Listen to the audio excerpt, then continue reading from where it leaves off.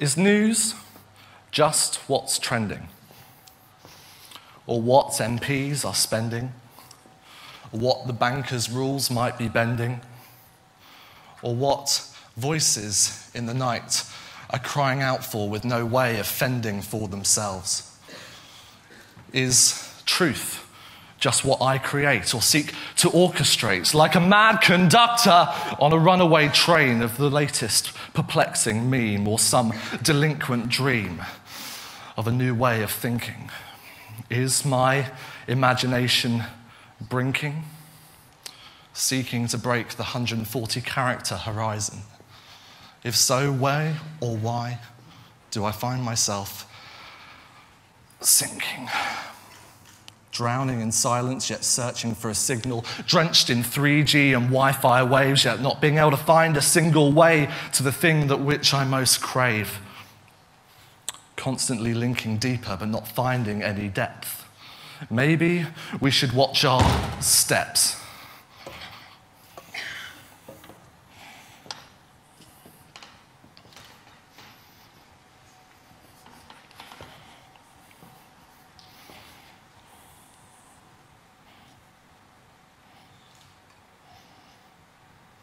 It's difficult, isn't it?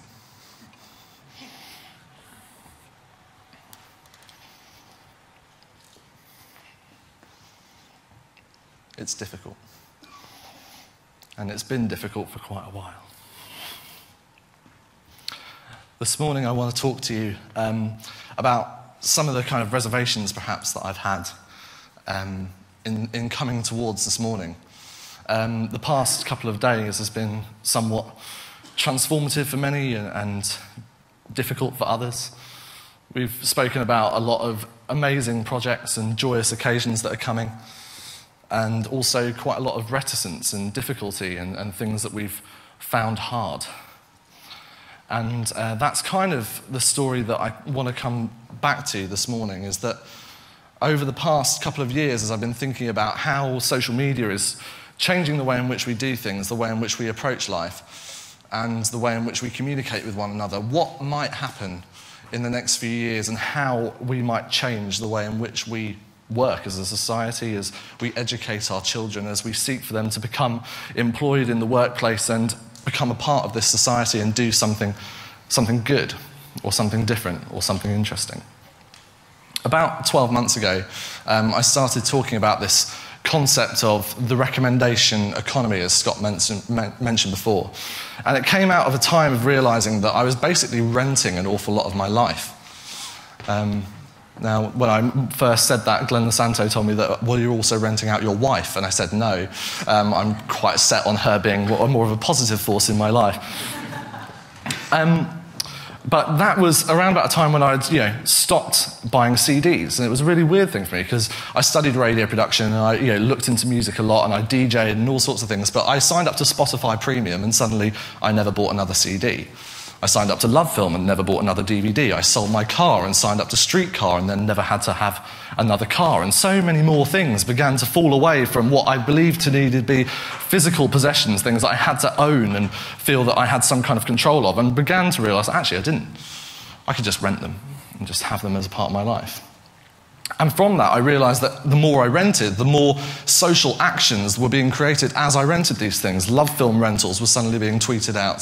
The things that I was listening to on Spotify, I was sharing with friends. I was downloading James's playlists on Spotify and others to kind of listen to and find new things. And all of these different ways of doing things, it suddenly had these new social actions. And I was thinking, well, this is a bit odd, isn't it? Anyone else find it a bit odd from time to time? The amount of things that we're sharing with one another. Now, you'd think that I'd be the natural proponent for these things, and actually I'm one of those early adopter types. I do a lot of Twittering and Facebooking and all those kind of things, and that's, I've somehow, goodness knows how, made it some kind of a profession. But I'm doing it. But I've become increasingly concerned as I look at the world and the way in which, particularly I see young people adopting these things, and wondering what is it going to be like for us as the generation of people who will have to employ them in the next 5 or 10 years' time. How are they going to absorb into the way in which we currently do things? For them, these things are norms. They've not had to learn these activities. We only have to look at Scott's very own beautiful daughter Summer and how easily she can flick and play around already on an iPhone. For most of us, that was quite a big thing when suddenly you touch the screen and it moved. But for her, that's going to be the norm. So what I want to talk to you this morning about is how recommendations about how the way in which we are consuming the world is generating constant content, constant social actions, and constant recommendations being spread throughout networks. What I believe is that everything that we are doing in one way or another, whether that's liking a Facebook thing, retweeting something, or consuming a YouTube video, is one form or another a recommendation that we make to one another. And in a world in which that is becoming the norm for most of our young people, how do we look after them in the future? Just to kind of put ourselves back into the context of what's happened this year, we obviously have heard over the past couple of days about things like the Iran elections and the riots and things like that. This has been the year that social media has really begun to supposedly change the world, where the actions and recommendations of small collectives of people have suddenly spread like wildfire and shifted things. And we say, well, these are the things that we hold aloft, these heralded ways of doing these things, and they are changing what we do. I want to take you back to just one story from earlier in the year where this happened, which I kind of somehow got involved in. You'll remember that on July the 7th of this year, a certain large national newspaper called the News of the World ceased to exist. Obviously because of the scandal that we're all very acutely familiar with. At that time, the agency that I worked for was working with a very large national retailer of cosmetics and healthcare products that you'll find on most high streets. It has a blue logo, and I won't give you the name. But I'm sure you can work out which one it is. And they were, and still continue to be actually, a major advertiser with News International. Now, at the time of the hashtag thing going around with News of the World, we were tracking somewhere in the region of 336,000 tweets an hour on that hashtag. And about 25% of those were containing some kind of mention of a brand or a product, and those brands and products were the major advertisers for News International and particularly News of the World. Now, the story that we hear, and I think the way in which we remember it, is that we had a massive uprising, massive public opinion, and Rupert Murdoch crumbled under the weight of public opinion. Do you remember it that way? Anyone? Well, he doesn't like newspapers anyway. What I remember it was that when we were tracking what was happening with this national retailer, that 600 tweets every half hour began to come in about this retailer and how they should pull the advertising. And at 12 o'clock on the 8th of July, Siobhan Kennedy, Channel 4 business reporter, who only had about 500 followers at the time, retweeted that they had heard from somewhere that this retailer was pulling its advertising budget. We hadn't told them that, it hadn't been confirmed, but that got retweeted by the Channel 4 main feed, the Sky News feed, and the BBC News feed, and suddenly 500,000 people knew that that was what supposedly was happening. Now, this was just one thing that kind of was a part of the story, but what I want to kind of get a feeling from you perhaps this morning is, what was your take on that one?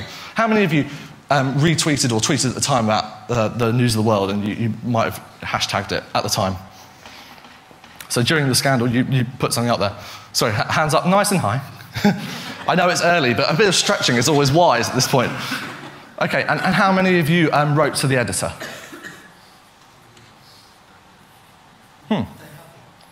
Well, they don't have one now. No, that's true. I did that in a room the other day at a conference with full of Christians that work in the media. I'm a part of a very large cult. It's called the Church of England. I don't make many apologies for it, but that's why. Welcome to, this is the third day, so you're now indoctrinated into the Like Minds cult. Don't worry, we haven't got very good handshakes, but the costumes will be better next year. The wine is fantastic, that's true. And you have people like Gabrielle. Well, when I did that, they put their hands up in the air and they were like, oh no, actually we wouldn't have written in. I think what's happened with us is that these things take hold, right? Little memes, these perplexing memes, right? They take hold and they spread like wildfire. Some of them are positive opinions, some of them really are true opinions, and some of them are just us seeing something, grabbing it, and passing it on, recommendations of some description. And we're not paying too much attention to the way in which they're reprogramming the way in which we work. So in the year of the news of the world being crumbling under supposedly the kind of actions of the public, with people in the Arab Spring tweeting to bring down major governments, with people live reporting the deaths of dictators, and with riots supposedly springing up from nowhere through small groups of angry individuals that tear down homes and lives within this country. If that's the kind of youth that are engaging in these kind of things, what are they going to look like in 10 to 15 years' time? And how are we going to work with them? Is the kind of question I put to you this morning. And I think that there are three things that are happening. By the way, all good talks always have things in threes. This is one of those talks. I think three things are happening.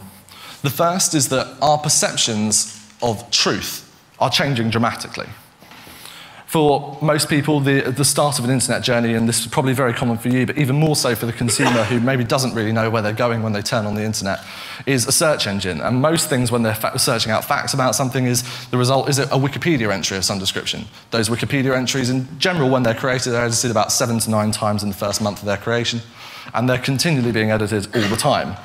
The idea of the fact, I believe, is eroding. The idea that things are truly true anymore is kind of destroyed. And for the kind of children that we have now that are constantly searching for the facts and truth, these ideas that we so closely guard, and particularly within, as Glenn was talking about in the world of journalism, with fact-checking and actually holding on to things that are true and right and don't change, that they are what they are and this is the version of the truth. I think we're going to have real difficulty with our kids who say, well, you stand on a stage and tell me this is the truth.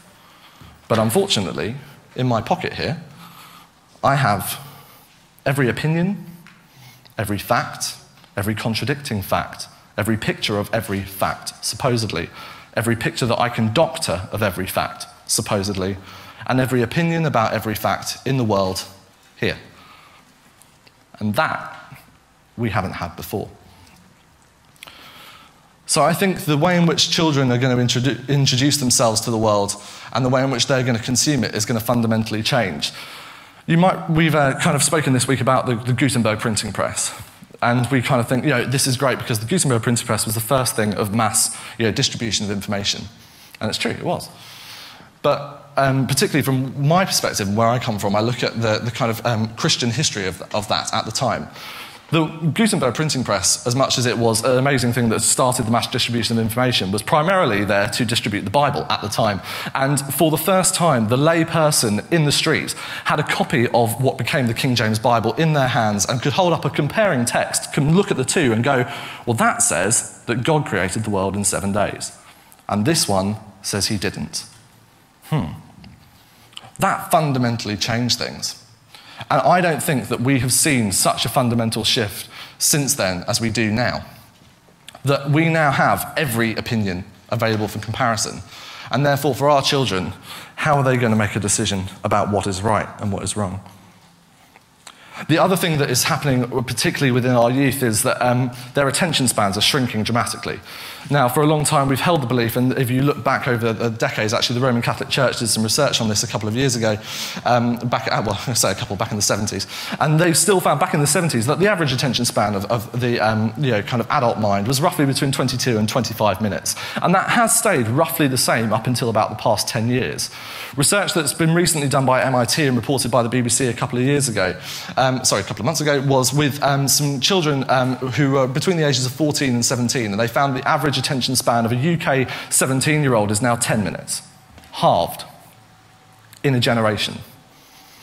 Now, this brings into question things like, I'm doing a 20-minute talk to you. Now, in 10 years' time, you'll have switched off 5 minutes ago, according to that, if you haven't already. The concept for us, as someone who regularly, kind of stands on stages like this and talks to large congregations of people in a church context, the average length of a sermon in the Midwest, as a study conducted by the Southern Baptist Movement, is around about 45 to 50 minutes. Well, how many of them are listening to them? These things are shifting and changing, and the way in which we do education, as Ian was so helpfully showing us yesterday on from the Education Society, these things are shifting and changing, and we're not moving at such a fast pace. The idea of attention span is completely mirrored in what we're doing in social media, and we see it all the time.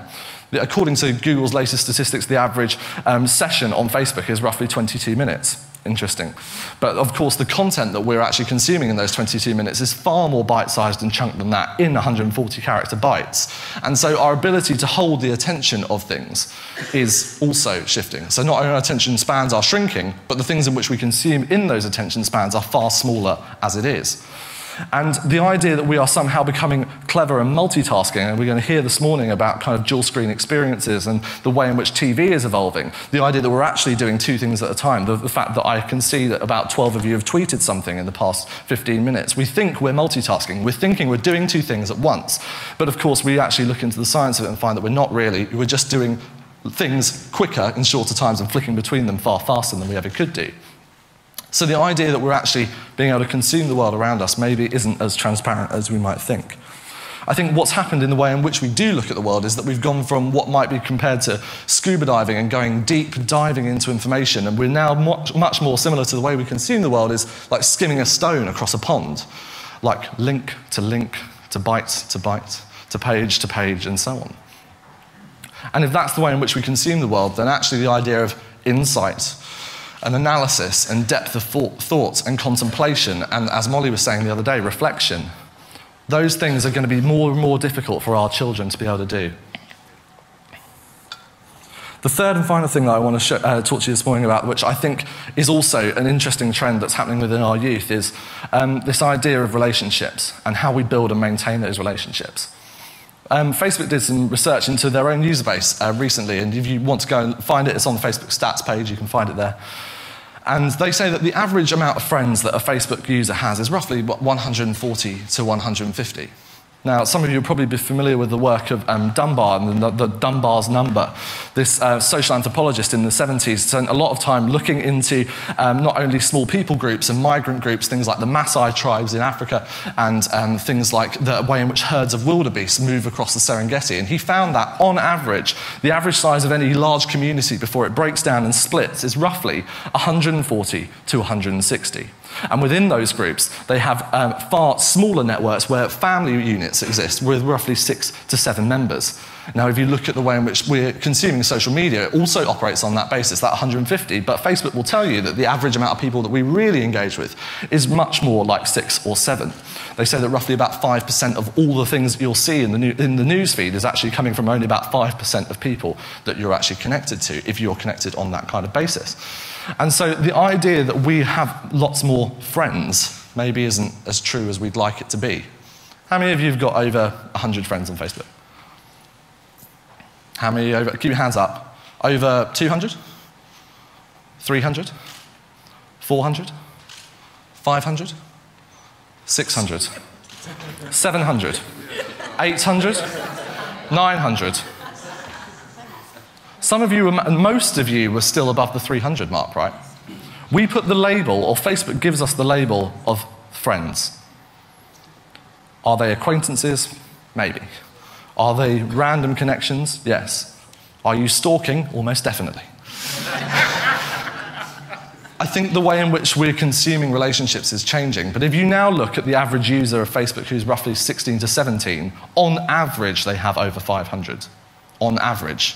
And they've had far less time to build up a user base of friends than we have. I think our children's perceptions of what is going to be a friend could become dramatically skewed. And this morning, all I'm doing is presenting you questions. I know that. I can't present you the answers because we need to work together to find the answers to these problems. But as truth becomes more difficult to pin down, and as the people that we interact with in the endeavour to find those truths is becoming a little bit more blurry, and our attention that we are able to pay to those facts and truths, let alone the people that will deliver them to us, is shrinking dramatically. What are we going to do about it, folks? I believe that as most people in this room, kind of from the Gen X and Baby Boomer kind of areas, who are the ones who hold the abilities to employ these people in the future, to bring them into the fold and educate them, we are going to have a really tough time doing anything to save the dreadful state that this economy is in currently if we don't work out ways of enabling these people to come into our businesses, to come into our endeavours, to help us change the world with them. Because, to be honest, they're the ones with the new ideas. And if we want to access those new ideas, then the way in which we relate to them, the way in which we give them facts, and the attention that we pay to them has to change as well. Thank you.